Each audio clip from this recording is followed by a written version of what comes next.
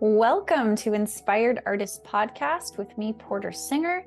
I get to speak with Zach Rehder in this episode. He is an international speaker, teacher, and healer. And through a series of awakenings, he became a channel for messages and energies that heal, unlock, and awaken human potential. I was introduced to Zach through a friend, and I've attended a few of his workshops, his breathwork workshops here in Seattle and one in Phoenix.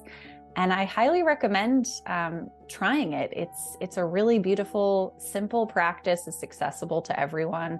I end up feeling really clear and just full of ideas and beautiful feelings afterwards. But as he mentions in this, there's really no way to know what you're going to experience in one of these, just that whatever you experience will be what is necessary for you, which, is always perfect. Zach's mission is to support others in their awakening process. He assists people in removing physical, mental, emotional, and spiritual obstacles so that they can clearly see, hear, and follow their own divine guidance with grace and ease and fully embody who they came here to be. Well, what a fabulous mission statement. All right, let's get into our conversation with Zach, and here we go. All right. Hello, Zach. Hello, thank you. Thanks for having me here. Yeah, it's so nice to have you on the podcast. I'm excited to have a discussion about breath work. Cool. Yeah. Yeah. So where should we start, actually? Where would you like to start? Where would you like to start? I love talking about the breath. So let's see. Well, I suppose an entry point that might be logical would be like, how did you get into, breath work? How did it find you? Yeah. Okay. Yeah. I found breath work when I was like 19 or 20, so like 23 years ago. And I was fascinated with just the energy that it could generate and, the incredible experience that I was having in it. So it had been part of my personal practice for years. And then about 10 years ago, I started, just got this hit that it was time to become a facilitator of the work and train and apprentice with somebody and start sharing the work. And so I've been doing that a lot the last 10 years, got to travel around the country and share it with a lot of people. Yeah. So when you discovered breath work, like, was the first type of breath work that you experienced this, what do you call it? I've heard it called like conscious connected. Yeah, I mean they're all kind of out of like a rebirthing style of breath, but there's conscious connected or circular connected. Like those are all similar ways to talk about it. Yeah, that was I found a style to that. I started actually holotropic was one of the first ones. I think I started with a friend introduced me to, I don't remember the name of it, and then I found someone that was doing holotropic and close to me, and I started doing a lot of that over there. So What's the difference between the circular connected and the holotropic? yeah, it's the holotropic is, this is going to be my interpretation of it. It's more focused on just turning up the breath, so really just, the focus is really just bringing in more for a period of time, whereas the breath that you've been to that I teach, there's some more subtleties and nuance, where we're connecting the breath, we're letting go of the exhale instead of pushing the exhale out. And so they're both beautiful styles, and they're going to have a lot of similar results because above all, it's the breath that's doing all the heavy lifting. So Yeah. It's interesting to me because, like, I guess the first type, before I came initially to your workshop in Phoenix with my friend Diane, I had discovered Wim Hof. Mhm. And I spoke with somebody else actually on the podcast about this. She was like, "Oh no, it's different than Wim Hof. It's this circuit." And to me, it's like, okay, well, I get how structurally it's different because Wim Hof does like sections. Mhm. But the actual physical breathing felt very similar to me. Mhm. I don't know if you enjoy comparing comparing as I do. It's just interesting because it's such a to me, it's very subtle differences besides the fact that it sort of start stop and yours is this much longer experience. Well, and that's the cool thing about playing in the breath too, is you talk like the subtleties and the nuance. It's like there's 10 million things going on in one breath that you can find, that you can play with, that you can learn more about the breath in it. So um yeah, they're very similar as they're as we're breathing, and then yeah, there's different results for sure. How did you decide that this was like your breath work, the one that you came to? It I've personally, I think I love most all breath practices that I've ever come across. Like they're all valuable and powerful. This one, yeah, it was just it really clicked in. It is my favorite. Oh, there's so many reasons. We have so much time. So so many reasons. So you know, I teach it in I teach it in a certain way in which you know, it's up to each individual to find like, hey, how does the breath want to move for me today, right? Instead of making everyone do the exact same thing, right? We're keeping it circular and connected, but it's like finding it's like how our relationship with the breath is different every single time that we do it. You know, our bodies, our chemistry is different every single time that we do it. And so it's like instead of like I have to go hard today, it's like, well, what if there's the most possibilities in something subtle or something smoother or any of that? And so I love this breath for all of the ways that you get to play and all of the things that you get to learn. You know, we talk about releasing the exhale, like just letting the exhale go, and it's like that's the surrender part of the cycle. And so a lot of people have a tough time with that. You know, it takes someone years and years and years to be like, oh, okay, well, okay, now I'm starting to now, you know, I thought that I knew what letting go of the breath was, Mm. and we keep finding these deeper levels of surrender in it. And so um you know, that's I love that that it just never stops progressing, and like what it keeps opening up. You know, why is it my favorite? It it seems to be the most available for all people too, whereas like some other type of the breath works might can be kind of too extreme for some people. Mm. This one tends to really expand to, I feel like it covers the greatest range of people. So Hmm. Oh, nice. yeah. Yeah, you I'm curious. I don't think we did it this way when I first came to your first workshop, but I remember doing a breathwork session with your student, and the inhale was like through like pursed lips, but I feel like but then it changed. Is that my imagination, or was I just like did you change the way that you were doing it, or have some realization about the lips or something like that, or I've never taught pursed lips. Like oh, okay. pursed lips is a way to control the. So I try to break people. That's a habit that a lot of people find that I, you know, will invite people to like to actually relax and make some more room. Oh, okay. Yeah, that's So funny. I don't know why that's the way that I did it in the beginning, but I well, actually it's yeah. Oh, go ahead. yeah, there's a control piece to that. So there is you know, and it might not even be a conscious thing, but it's kind of like it's you know, we're letting in this much is comfortable to let in, Right. because this much is like, oh, that's uncomfortable. Yeah. Oh, Um, interesting. so so and we all like that is how we work through those things, right? We do that and then we open up a little more and go through that and open up a little more. So Yeah. yeah. You come to Washington frequently, which is where I live, and you also do stuff in like Phoenix, and I saw that you're going, where else are you going? I do like like Western US is what I've been doing a lot lately. Um, I used to be do more, but I've kind of honed it down to Yeah, Western traffic. US. Yeah, I get I it. was Traffic. I was trying to fly a lot less, and so it's cool to go out and do. go. A lot of times I'll just do a road trip and do a little Mm, tour. yeah. I'm curious because I've lived in a bunch of different places, and I always find that like the way people are, it changes the way that people are kind of allow themselves to be in a group space, like kind of Totally. changes. Do you, my experience of doing it in Phoenix and doing it in Washington wasn't too dissimilar, but what I found was interesting was like the sharing afterwards was very different.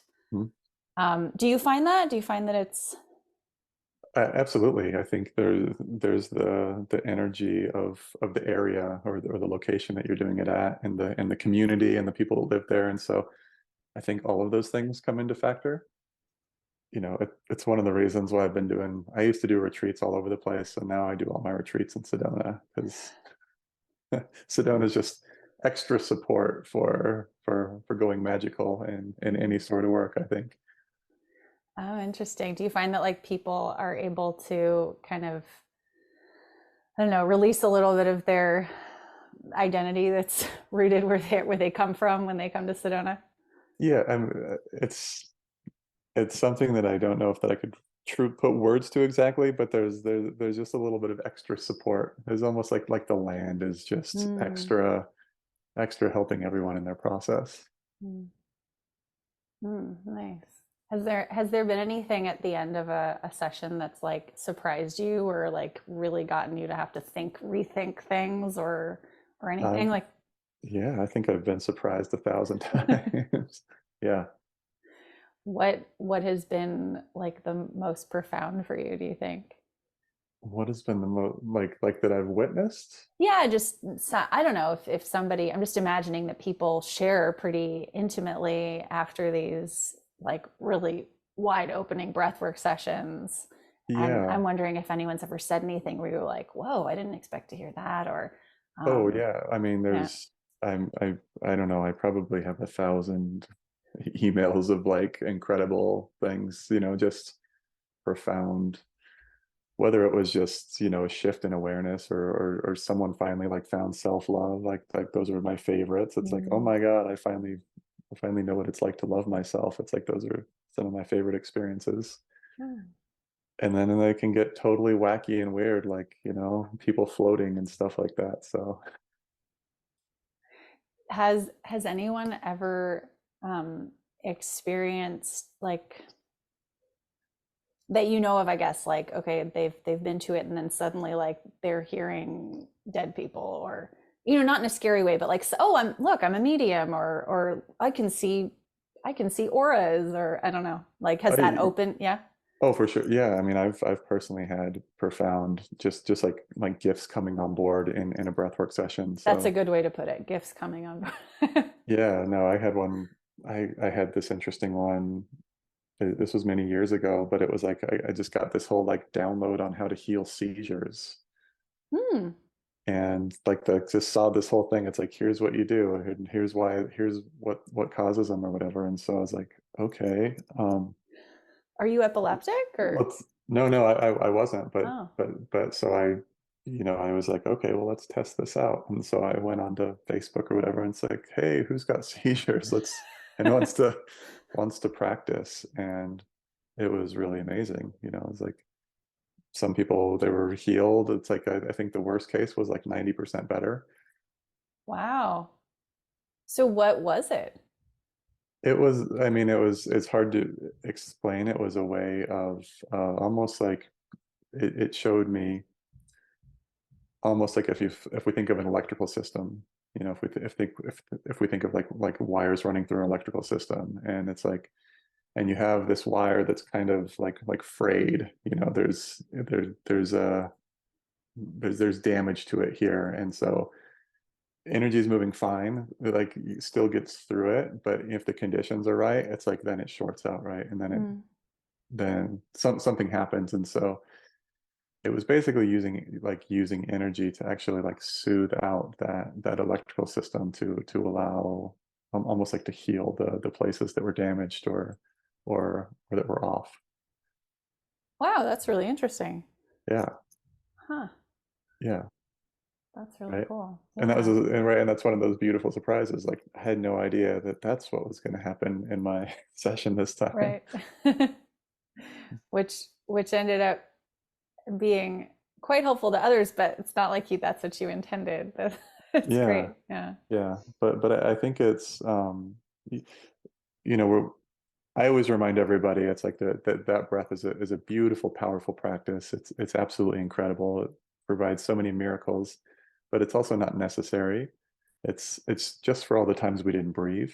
Hmm. You know, it's for the times that we were checked out. And so the most important breath work is just connecting and being with your breath and whatever you're doing. And as much as you can like spend time with that all day long, Yeah. it gets really magical.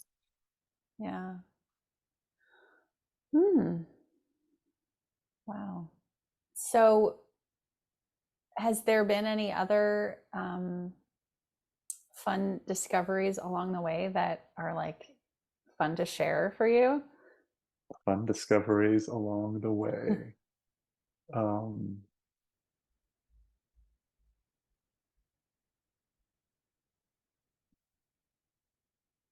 and so many fun discoveries. I'm trying to come up with one. I don't. Well, let's maybe that'll pop in Circle back later. to that. Yeah, let's Yeah. circle Yeah. back. Ha ha ha. Circle.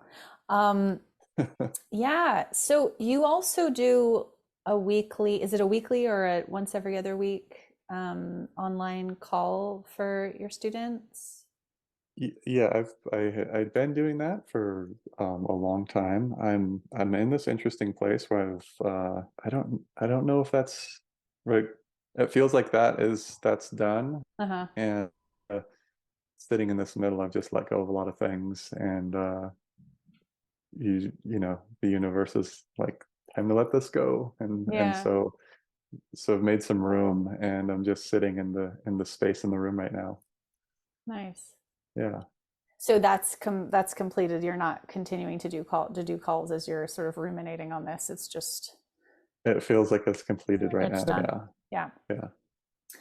Nice. Um, cool. Is there something else that you would like to chat about? Do you have any like upcoming retreats or Yeah, I mean I do about 5 retreats a year in Sedona. so you always have Um, upcoming retreats. always have upcoming retreats, yeah. Or retreats are my favorite. So um And so what's the format for that? yeah, but we do some breath work in there, and then the rest of the format is kind of that kind of it's there no two are the same, and so they're always created live in the moment with the people that are there. Hmm. How many So people are generally, is there a they're usually cap or yeah, they're usually like 15 to 25 people there at a okay, retreat. Yeah. that's a nice group. Yeah. And so you're doing do you do like longer sessions when you do a retreat, or is it a pretty similar format to say if one were to go to one of your classes or workshops? They can be similar, maybe a little longer in retreat. There's the magic that happens when you're doing they're doing 4 days, doing multiple breathwork sessions like in a short period of time. Hmm. It really can just go even deeper. What do you find is, I'll back up. So one of my favorite thing about doing the breath work is how like idea rich I become afterwards. It's like I have Yeah, so many fantastic ideas. It somehow some of them will seem great the next day, but some of them I'm like, well, I can let yeah. that one go.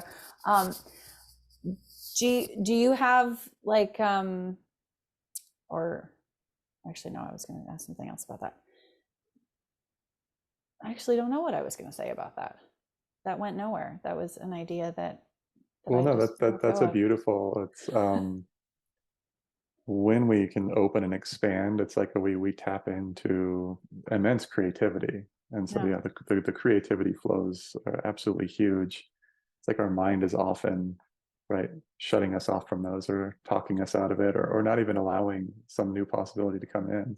So, um, those expanded states just they allow for, yeah, for new possibilities. You know, how many, I had a great one recently where it was there was a guy at one of my groups and he was like, man, I have been struggling with these decisions for the last 6 months. And he's like, I just laid down and breathed for an hour and I just, all the answers came in. I'm good, I'm done, I just figured out everything. And I was like, that's amazing. Do you know what the mechanism of that is, or how do you see that kind of the in like the in on on kind of an invisible level? Like, do you see what's happening? Is that something that you concern yourself with, or I, I mean, sometimes it's, you know, there is, you know, there's some scientific, you know, reasons for some of the things that happen in breath work. And there's so many things that I've seen and people have experienced that it's like there's no explanation for them. It's not supposed to be possible, or um, you know, it's magic. It's like the breath is life force, right? It's we don't understand it, and so it's operating on such a bigger scale. mm, It's beyond what we can study right now, and so that's what we're working with. And so like truly anything is possible. yeah, um yeah. And then you know, there are pieces, it's like maybe I'll, you know, sometimes there are awarenesses that come in, or like I'll get, you know, downloads or messages for people, or anything like that. But it's but yeah, above all, it's the breath. The breath is magic. if someone were to, or when you have possibly had like what you would consider maybe a not so pleasant experience Mhm. doing breath work, what do you feel like that's kind of like a reflective experience? Is that um I don't know, what would you encourage somebody to look at if that were to occur? Yeah, those are the best sessions, right? And so um like as ever, like, hey, pure bliss and joy, those are great. Those are fun, um but there's not as much opportunity or just possibilities and just hanging out in bliss and joy. It's like, oh, okay, when it's like, wow, I got to work through this really uncomfortable emotion, or this past experience, or this trauma that I had been through. It's like it's coming up, and that's absolutely not fun in the middle when it's happening, but that is how we heal. That is Mm, how we heal these things. And so, you know, it would be a disservice. It's like to always just you know, I think if there was a life to be had where you just had good days all the time, like you would never grow, right? yeah, You'd, yeah. you'd be you'd be so missing out. And Also so, probably wouldn't recognize them as good. well, yeah, you'd probably be a jerk too. Um, and so again, like I say this to clients all the times. It's like, what if the hard days are the best days? Mm, Right? The day where I'm just really having a hard time, or I'm really stressed or overwhelmed or anxious. It's like that's where the incredible opportunity is. So I often tell people, it's like, what if everything that you were looking for in your life can be found in everything that you didn't want to look at? mm. And so it's in these places that have been, it's like, oh no, I don't want to look at that thing. And it's like, that's where your magic is, right? You know, it's like if someone wants abundance, it's like, well, you got to get to know lack, Mhm. right? You got to hang out, like actually hang out and breathe in scarcity, and that makes the room for abundance. Yeah. What that quote you just said, what if everything you've been looking for in your life, what could you repeat that? What if everything that you've been looking for in your life was found in everything that you didn't want to look at? Right, right.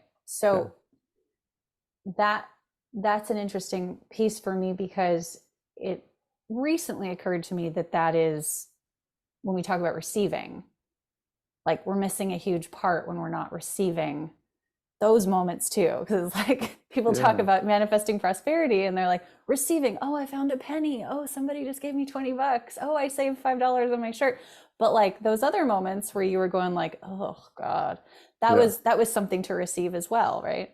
totally. Yeah. Yeah. Yeah. I received a bank notice that I overdrafted my Right, right. yeah. Yeah. Yeah, interesting. Yeah. The other part that I found interesting about doing the breath work with you this time in Washington as opposed to in Phoenix was I think that there was a lot less sharing, which I expected having lived here for 3 years. I don't know. Maybe that was just the session that I went to, because people are a lot more private here. I feel, um, or yeah, I don't know. Is that fair? Would like when you visited here or? That varies from session to session for sure. Oh, okay, interesting, Yeah. Yeah. interesting. But I was going to say that the part that was interesting to me was I think someone mentioned that like the fact of having to be uncomfortable in a group space was really difficult. Yeah. Yeah. Does Yeah. that come up often? Yeah, totally. Yeah. It's like all of our kind of like all of our stuff is eventually going to come up in like anytime we're doing like work where we're doing real work, it's like all of our stuff is going to come up. And so it's like I don't want to be uncomfortable around other people. And it's like we live in a culture of everybody's trying to hold it together all the time, and it's just crushing everybody. Mm, Right. And so it's like, no, it's okay to have a hard time. It's okay to be sad or to be vulnerable or to have emotions in front of everybody. It's like mm. we need to normalize these things because it's making everybody sick. Yeah. Yeah. It was a lot quieter too. And it's hard for me not to make sound like because I get some pains when I do the breath work like in my legs and stuff. So if I don't release it, it's really hard. But I noticed that it was the quality of the room was just a little quieter Hmm. than I was being, I guess. Like I felt like I was being kind of loud. Um, Not in a bad way, but just like I just noticed, I'm like, oh, that's interesting. Like people, but if that must be uncomfortable too, that making sound. And I don't know if that's a necessary part of the process in your eye, but It's not necessary. I mean, obviously you are a lot more comfortable making sound because you're willing to go sing in front of people. that's true. Yeah. So like that's not, you don't necessarily have that same block that somebody Mm, else has. that's true. Yeah. Yeah, I've also been, I mean, as a singer, I've also been in rooms where I have been the quietest. Like people, not necessarily in breath work, but in other like ecstatic dance or whatever, where people are just like, very, very loud with their voices. Yeah. Um, but anyway, it varies. Yeah. Yeah. Mm, what else? You're so succinct. So I feel like I'm having to What does that mean? Oh, oh, you're so that I'm not succinct. explaining Like stuff. Yeah. no, no, no, like you just get to the point very gracefully. Like yeah. um let's see, do you have anything else that we should discuss about breath, because there's probably things that I don't even know to ask. Yeah, there was a piece coming in earlier, even just noticing like for everybody that's like when we're talking about like being in the hard day, right? It's like, okay, something happened in life and the way that I feel is uncomfortable about it.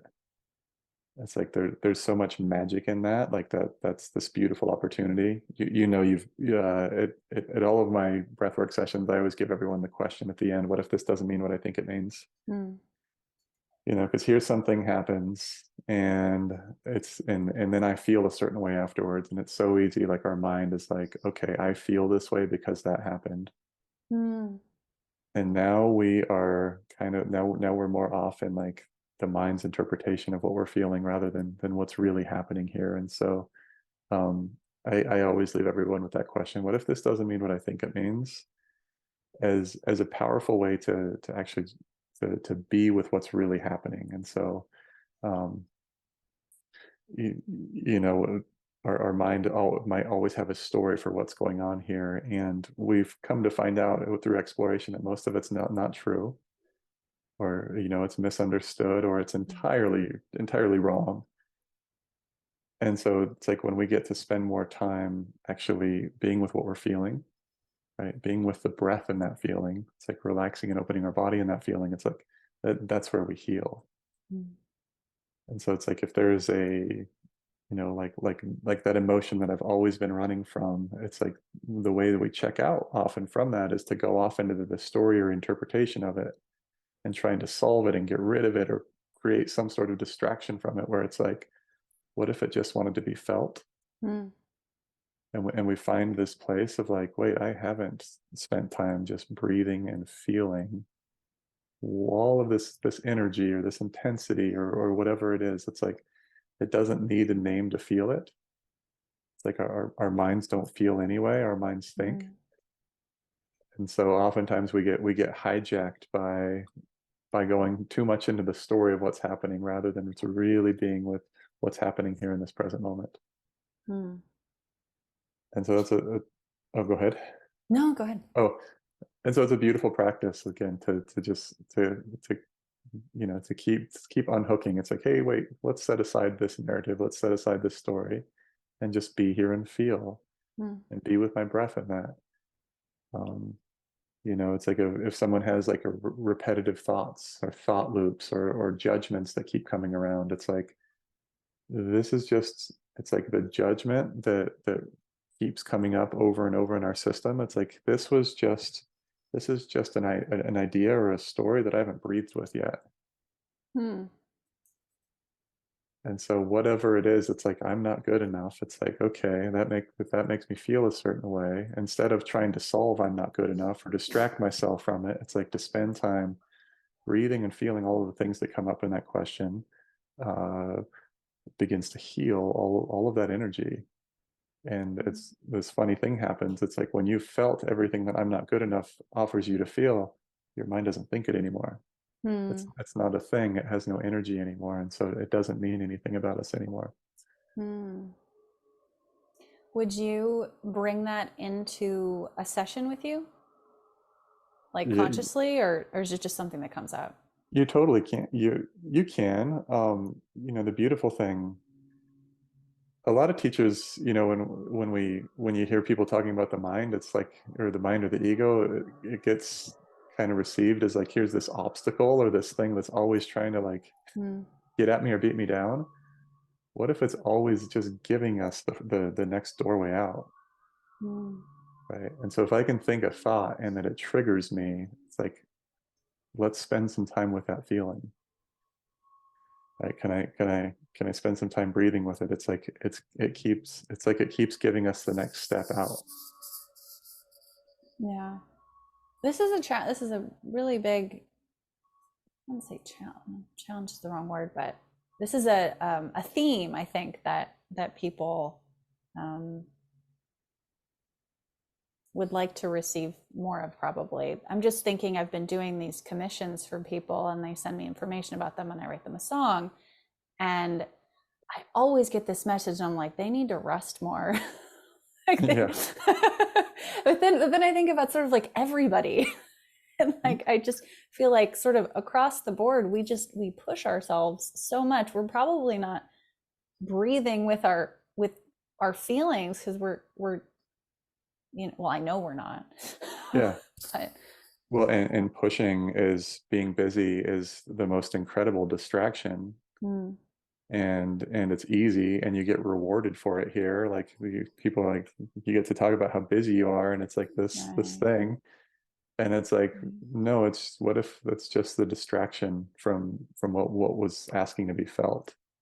mm, And I totally get that. I spent most of my life being absolutely busy, trying to avoid all the feelings that were trying to happen. And so yeah, you write a prescription for the country, be like, you guys need to rest more. yeah. Rest more, breathe more, drink some water. That's going to solve like 60% of the issues. I always loved about the Dutch that they have like 2 daily tea times. Yeah. They know how to do leisure. I feel like they're just, but if you know, it's something, if it's like actually programmed into society, like of course you would eat breakfast, of course you would have lunch, of course you would take a nap, of course you would, you know, like, Yeah. yeah. Yeah, I think that's one of the cool things. I see more and more people like questioning all of these crazy rules that that don't necessarily work for anybody. Yeah. Like you're supposed to work how much, and like all of these rules, and it's like we might we you know we're all so incredibly unique. We might all have like these incredibly unique like ways of being and ways of living and ways of expressing and experiencing, and it's like we don't there is not a mold. Hmm. Yeah. Who do you think have been like some of your biggest spiritual influences? um my biggest spiritual influences, I think the biggest ones, so I uh when I was I grew up without religion as a kid, so I wasn't allowed to go near a church. That's my Did mom you didn't my did you mom have didn't want like me anywhere parents near. who were like recovering Yeah, I had religious? my mom had gotten burned from, yeah, didn't have good experiences in the Yeah, church, and yeah. so we weren't allowed to go near it. And it's like 18 or 19 years old. It's like I knew something. I knew there was something out there, and I knew that everyone else who was talking about it didn't know what they were talking about. And so it became this like really hardcore, like I was just seeking, I was looking for something. That's how I found breath work. I found a lot of cool stuff along the way, but just really, really finding everything. I was looking for something and looking everywhere for it. And I got to have this experience where, um, I was seeking, hardcore 12, 15 years of just consuming knowledge, everyone's knowledge. And I knew a lot of stuff, but I was still miserable. Hmm. And so it was like, if anybody was going to figure it out, like I would have figured it out. And so it was not about that. It was not about taking anybody else's information. Hmm. Um, you know, and about that time I had like this experience, this voice of God experience come through when I was doing a healing session for somebody. And it was, let me know if you can understand it, that's not what it is. And so it came with this knowing too, of realizing it's like, okay, like there's what I think this is, but what it really is always bigger, always more. And so The it's like, voice said, "Let me know if you can understand this." no, it said, if you can understand it, that's not what it is. Oh, okay, okay. Yeah. And so it was basically, Oh, the question was, "Let me know if you can." No, no. you didn't say, "Let me know if you can understand this." Did I imagine that? Yeah. Oh, okay. Yeah. Maybe you're hearing a voice too. I don't know. We'll rewind and we'll find out. But anyway, so moving on. Yeah. So the voice said you can't, If if you think you understand it, you yeah, don't. that's not what it is. Yeah. Okay. And that became this realizing, that became like my mantra for everything, of a realizing how I thought that I had everything figured out. Hmm. Like I know what that is, and I know why that is, and I know what it does, like all of these things. And so it became this process of really unraveling and questioning and letting go of everything. And so I would say that was one of my greatest teachers. Um, it's I started to let go of everything, and the cool thing with that was, it was like things started to get a lot more, lots more miracles. Hmm. Like in my practice, it's like I don't have to understand anything about what I'm doing. Like I know what to do. I like there's something, I just know what to do, and I don't know why I'm doing it. And then there's this incredible miracle that comes out of it. I don't know how it works or why it works. It just works. And so life started to become more and more like that. And I just spent the next years and years of really finding, it's like finding another place where I thought that I had it figured out, and letting that open up and making more room for, like, letting it be like yeah, maybe that's what's going on here, Hmm. and opening it up. And so that's, um I feel like that changed everything, and just opened up so much more room for so many experiences that would have been impossible before, or I had no capability of even knowing what it was, or seeing that it was available. Hmm. Did you develop this breathwork practice from like intuitive downloads, or was this like some class that you took with someone at some point, or? No, I did an apprenticeship with my teacher, and that was a cool experience. I was at a breath work, and you know on the floor in that, I was like, I saw the whole thing. I'm like, I don't know if this guy knows it yet or not, but he's going to train me to do this, like, because I'm bringing this in. And so I didn't know that he trained people or had an apprenticeship program or anything like that. And sure enough that he did. But it was like, I already knew that it was happening because I already saw like the entire thing, and Mhm. saw it working out. um but yeah, and so that was, and it's like breath work can bring people to that place too, like that connective, absolutely creative, change everything place. So Yeah. yeah. What, when you say that it can change everything, like what do you experience as being some of the things that you let go of, or that kind of evolved within you, like, yeah. Within me, well, we can Yeah, talk about, yeah, we can talk what was about. Zach like 20 years ago I versus? I don't even remember. I don't even remember, and it's like it's funny. I don't even remember. Like, I'll have some profound experience that happened 3 weeks ago, and I'm already like, someone reminds me of it, and I was like, oh yeah, Yeah. yeah.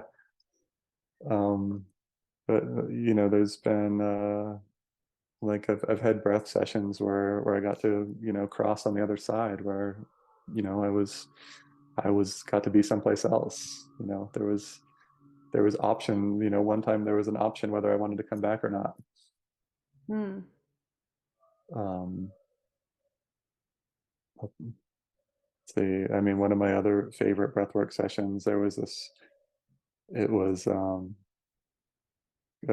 yeah, it was the most beautiful experience. It was like, got to this place, and my mind is like, oh, this is enlightenment. And because it was a beyond words experience. And then it opened up again, and my mind is like, I guess that wasn't enlightenment, because this is enlightenment. And then Hmm. it opened up again, and it kept doing that, and I was watching this, like, a mind try to, like, put some sort of context or some sort of finish line. It's like, oh my God, this has got to be it. I got there. And then it would just open up again and again and again. It did this like 50 or 60 times. And I was just laughing hysterically at myself, of just, While you're breathing. this was like when you're dropped in, Oh, okay. like in the drop in part. Okay. And then just laughing hysterically, because watching this mind that's trying to qualify and trying to contextualize this experience that I'm having, and the experience just kept blowing it open every single time. Yeah, because it was sure, I don't know how many times. Okay, well, I finally got there, and then it just opened up again and again and again. So that was a very beautiful, hilarious experience. Yeah. What a fun, it's almost like an anti-visualization, because it's like it it was always going to materialize but never did, I guess. It's like, I don't know, that was the vision that I have, but it's like, infinity. You just can't visualize it, Yeah, yeah. yeah, and you can't and our minds can't understand it, and our mind, and so that is why it's like, when I say, what if this isn't what I think it is, it's like, it's not. Yeah. Right, whatever it is that I'm feeling, as much sense as it makes, it's so much more than whatever thought that I can come up with it. Yeah. Yeah, I had that thought, similar thought, when my first child started to talk and would do things, and I'd be like, "Why did you do that?" And at first, he had no idea what to say, because it's like, I'm imagining like no reason, just did it, But then I noticed as as he got older, he started to make up reasons because he realized that's what I wanted. you know, I feel like that's what we do to this day. Totally, Yeah, totally, and we all did the same thing, right? yeah, so Our parents crazy. are like, what are you doing? And oh well, let me start figuring out this box that I need to stuff myself into Mm, to make you happier, to make you comfortable. right. And yeah, I think we all did that. Yeah, it's amazing how much. Well, I've been watching Byron Katie a lot lately, and she talks about how like our mind is basically like a child. It's like it's all the things that we're thinking are the things that we thought then, and we don't check it out. You know, Mm. I know you're talking about that box. Yeah, Yeah, yeah, yeah. Well, and similar. then we're super intuitive and aware too, and so like you're hearing all kinds of thoughts that aren't Mm, yours and have nothing to do with you. mm, So yeah, yeah. Thoughts are interesting. they sure are. How did you get to Sedona? Is that where you're from? I grew up in Colorado, like Denver area, Oh, okay. and so I've been out here for like the last 6 years. Oh, okay. Yeah. Did it just call to you because of the kind of the vortices and the spiritual Is one of my community favorite. there? It was definitely one of my favorite places to go visit, and we knew that we were going to, like, we were living in Denver and was ready to get out of like the big city, Hmm. and so I was looking at like Colorado mountain towns, and wasn't even on my option. And then one day it was just like this download comes in. It's like, I'm moving to Sedona. It's like, yeah, moving to Sedona. And it was amazing. I think it was crazy. Like within 3 weeks, we already had a house lined up, and I had a healing center in Denver Hmm. that had, still had a couple of years left on my lease and all this stuff. Found someone right away to like take it over, and it was like all of these miracles just lined up, and it was, I think less than 6 weeks later, we were living in Sedona. What was the healing center? It Uh, sounds like you do something else besides guide people through breath work. Yeah, so I've Yeah. been we had a healing center that had like multiple practitioners. It had a classroom for that I was doing breath work and stuff in. But um be, before breath work, I've been doing healing work for a long time. So I'd say energy work, just for lack of having a better word for it. But Hmm. but yeah, just working with people's bodies and energy, and working in the space. What does it look like? Is it like a hands-off kind of thing? Do you make adjustments physically? Is it? It's a little bit hands-on, hands-off. Mm, One of the it's I see energy work. It's like working with the energy, with the polarities and stuff like that. And so this is like more like more working in the space.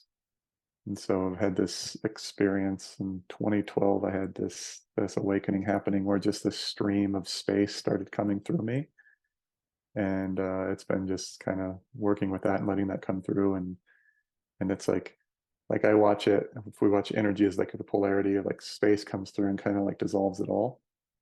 When you say space, do you mean like the absence of stuff, like the room between, or? Yeah, we could, um and I call it space because I just don't have a word for it.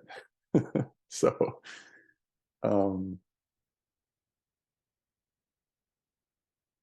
yeah, I think that is Yeah, I've just settling that's the best word I have for it is space. Yeah. Yeah, Well, I mean, that makes sense because you're dealing with breath, and breath creates space. I think that kind of, yeah, but I yeah, just was curious how you saw that term, yeah, or is yeah. it, go ahead.